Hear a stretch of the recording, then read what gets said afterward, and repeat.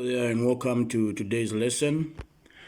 So today we want to look at a revision lecture on the topic work, energy and power. So in this lesson we are going to be learning about some of the crucial concepts and principles which we need to know in order for us to be able to solve problems involving this topic easily and clearly. So let's start. Work, energy, and power. So let's start by looking at work, and then afterwards we'll look at energy individually. Then we'll look at some of the relationships which exist between work and energy, and then we'll also look at power. So what is work? The work done by a force F is defined as the product of force and the parallel distance S over which it acts. In other words, work is simply just the product of force and distance in the direction of force. So for you to have a work, for you to find the amount of work done by a force, you need to multiply the force itself and the distance over which the force acts. And that distance has to be in the same direction or parallel to the force itself. So let's consider the object in the diagram that we have here in the figure there, where a force F acts on an object that undergoes a vector displacement of S. So clearly you are going to see here, our force is this one here. That's the force which is acting, and while that force is acting, this here is the displacement which it moves. So you can clearly see in this case, force is in this direction, distance or displacement is in this direction. Therefore, the two are not parallel. So what then should we do? We should make sure that we get a component of that force which is in the same direction as that distance in order for us to be able to find the work that is being done here. Okay, so to do that, we're going to have a look at this part here. So when you look at this part here, notice the component of force F in the direction of displacement S is F cos theta. So we're simply just getting a component of F there, which is in this case the X component of F. Therefore, the work done by the force F is defined to be the product of the component of force F in the direction of displacement and the displacement itself, of course. And that's what we're talking about there is actually this here. So notice in the brackets there we have F cos theta times S. When we combine that, we have Fs cos theta. And that's how we get the work. We must always make sure that the force and the displacement are in the same direction. So work is a scalar quantity whose SI units are joules. Whenever we calculate an amount of work, we have to make sure that the units are joules, and a joule is equivalent to a Newton meter. Okay, that means 1 joule of work is done when 1 Newton of force causes an object to move a distance of 1 meter. All right, so work is the transfer of energy from one entity to another by way of the action of a force applied over a distance. All right, so work and energy are actually considered to be the same thing. Only work is energy in use.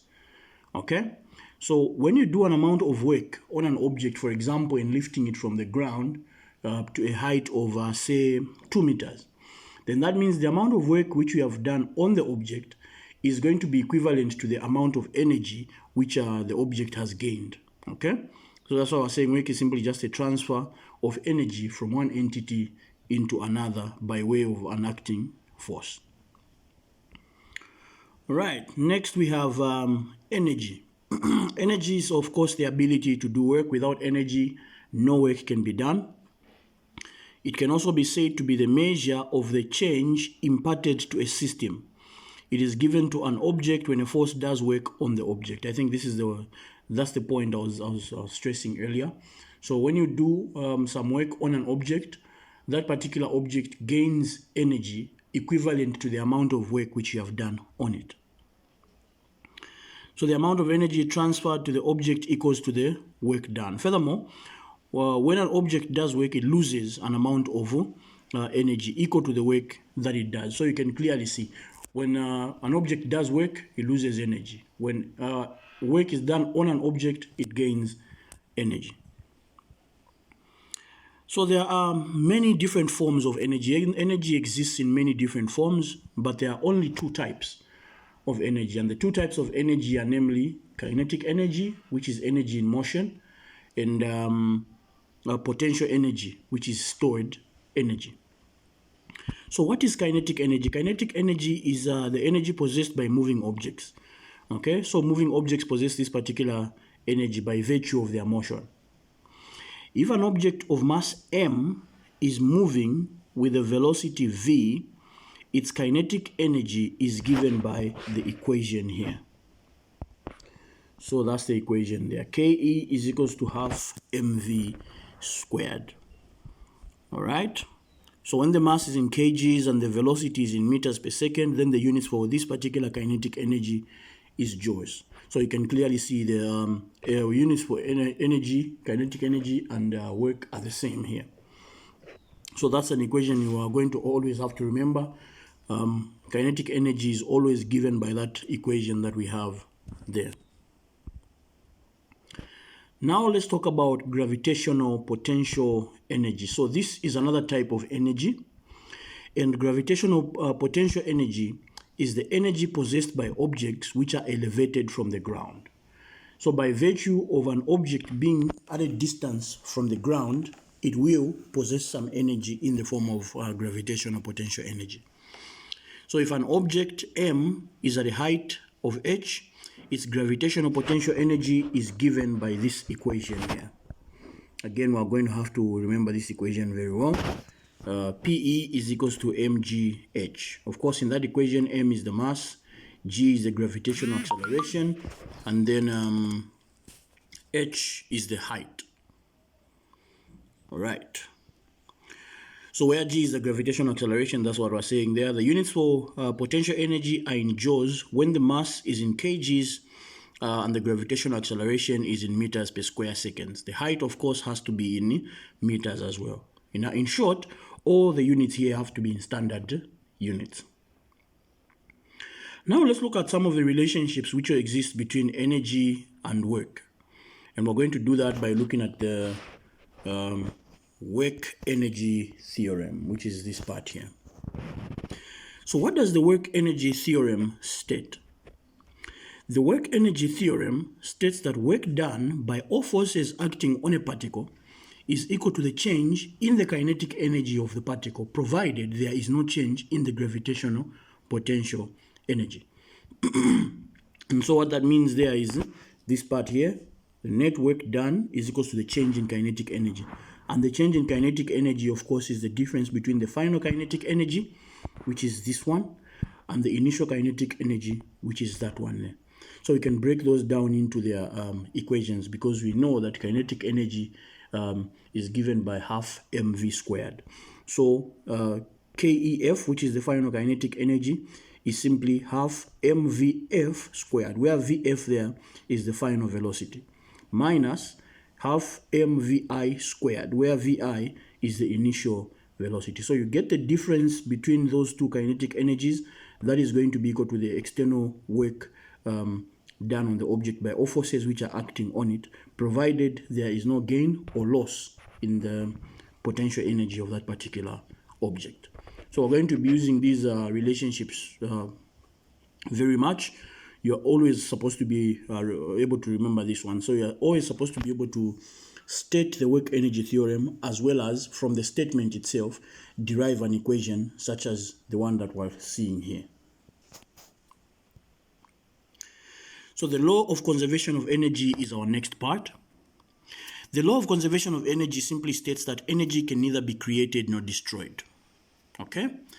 In short, the total energy of an isolated system is a constant value. So let's see what we have here.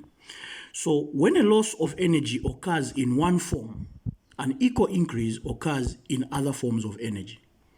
This statement means that for any process, the sum of all energy changes, okay, where the losses of energy are negative and the gains of energy are positive, is zero. So when you add all the changes which are happening in a particular system, then you must be able to get 0 because the total energy of an isolated system is conserved. Okay? All right. That is because when energy is lost in one form, it will be gained in another form, and the gain in another form is going to be equal in magnitude to the loss which occurred in the other change. Very, very important statement. This one of the very important laws in physics. All right, and so that leads us to the last part, which is power. Now, power is simply just a time rate of doing work. Okay, time rate of doing work is power. So power simply just involves the issue of time. So average power is given by the work done by a force divided by the time taken to do that particular work. Or power can also be given by the product of force and speed. The reason for that is because when you expand this, let me just try and see if we can write something here. So if we say power is equals to work over time, then work is the product of force and what? And distance, right? And so that's divided by t. Now, when you look at this here, notice the force there is on its own. But what you get when you divide distance by time is what? Is speed. And so where you have distance over time here, you can replace that by speed. And that's why you are able to see here we have the product of force and speed as being the power.